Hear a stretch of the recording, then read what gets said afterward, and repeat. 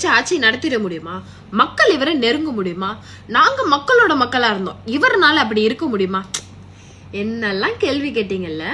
நேத்து ஒருத்தவங்க ஹாஸ்பிட்டல்ல இந்த மாதிரி எங்களுக்கு ஃபெசிலிட்டிஸ் எல்லாம் இல்ல, எங்களுக்கு கொஞ்சம் நல்லது பண்ணுங்க அப்படின்னு சொல்லி போட்ட ஒரே ஒரு ரீல்ஸ் காரணமாக இன்னைக்கு தமிழ்நாட்டின் முதலமைச்சர் சி ஜோசப் விஜய் அவர்கள் ஒரு சர்ப்ரைஸ் விசிட்ட போட்டாரு அந்த ஹாஸ்பிட்டல்ல.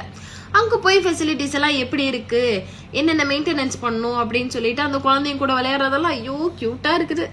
சரி, அதை விடுங்க. இப்போ உங்களுக்கு இப்படியெல்லாம் நடக்குதுன்னு சொல்லிட்டு புகைய ஆரம்பிச்சிருக்கும்.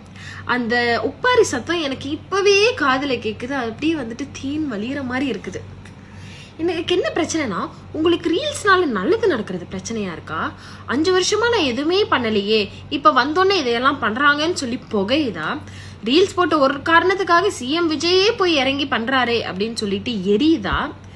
ரீல்ஸை வச்சே இவங்க எல்லாத்தையும் சாதிச்சிருவாங்கன்னு சொல்லிட்டு அந்த அக்செப்ட் பண்ண முடியாம அந்த உப்பாரிகளும் அந்த அழுகைகளும் அந்த மண்டை குழப்பங்களும் பயங்களும் வந்துட்டு அதிகரிக்குதா?